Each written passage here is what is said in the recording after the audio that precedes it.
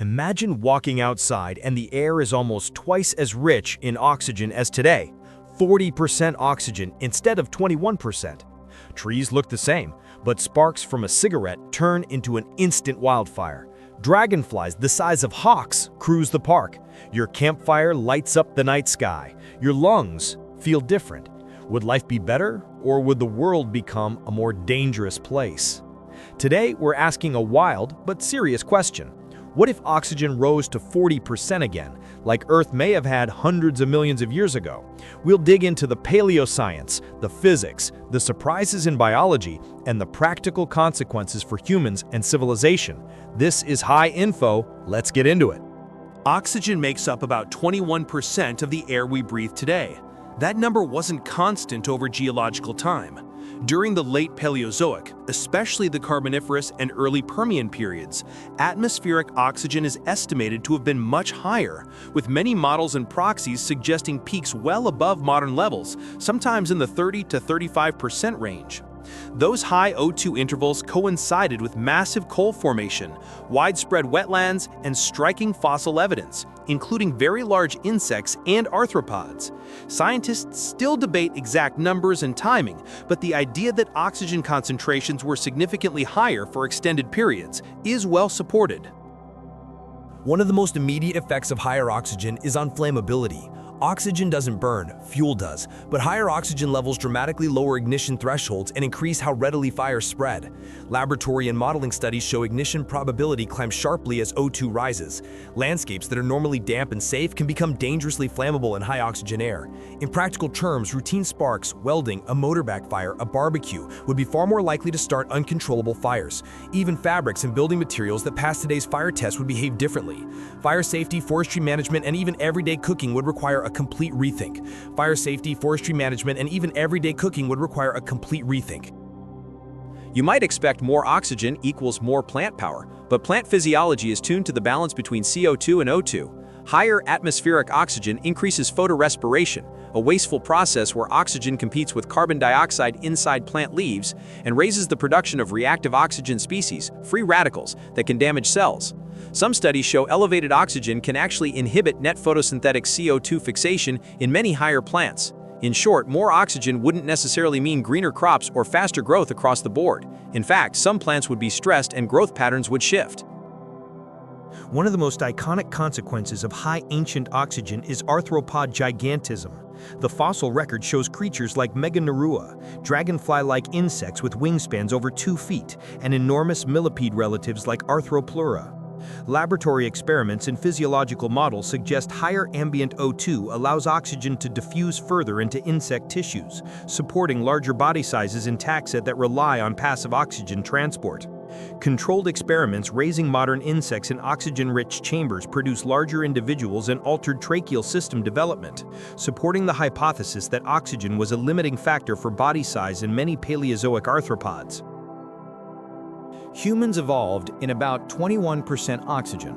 Breathing 40% oxygen all the time is not the same as breathing supplemental oxygen briefly. Chronically higher inspired oxygen partial pressures increase production of reactive oxygen species and can cause oxidative stress and tissue damage. Clinically, oxygen toxicity is a real risk at elevated partial pressures. It can cause lung damage, inflammation, and neurological effects. That doesn't necessarily mean immediate worldwide collapse of human health. Mammals can tolerate some hyperoxia, but prolonged exposure would likely change disease patterns, increase oxidative damage, and could raise rates of lung and eye problems unless biological or behavioral adaptations occurred. Ecosystems are networks. Change one variable and consequences ripple. Higher oxygen alters fire regimes, changes plant physiology, and shifts which species thrive. Some forests might persist in especially wet regions, but drier ecosystems would burn more frequently and recover differently. Because atmospheric oxygen interacts with carbon cycles and combustion, there are feedbacks to climate. Increased fires release more CO2. Changes in vegetation alter albedo and regional rainfall patterns. Predicting the net climate effect is complex and strongly dependent on where and how oxygen rose. From a civilization perspective, a sudden rise to 40% would be catastrophic for infrastructure and safety practices. Everything from building codes, fabric flammability standards, aircraft safety to transportation and power plants would need urgent revision. We'd likely see stricter controls on open flames, redesigned combustion engines, and a huge public safety campaign about ignition risks. On the other hand, some technologies could benefit. Higher oxygen could make certain industrial oxidation processes more efficient, but those gains would be dwarfed by the public safety costs and ecological upheaval. Let's be clear, getting back to 40% is not something that happens overnight. Geological oxygen swings are driven by long-term changes in the carbon cycle, massive burial of organic carbon like peat and coal formation, changes in photosynthesis versus respiration, and tectonic and nutrient cycles. Major shifts require millions of years and specific conditions. A human-driven mechanism to push oxygen that high is essentially impossible.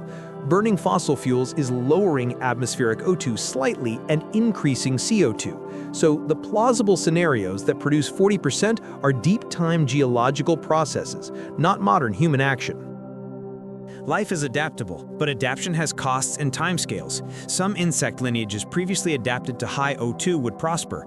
Many modern plants and animals would experience stress.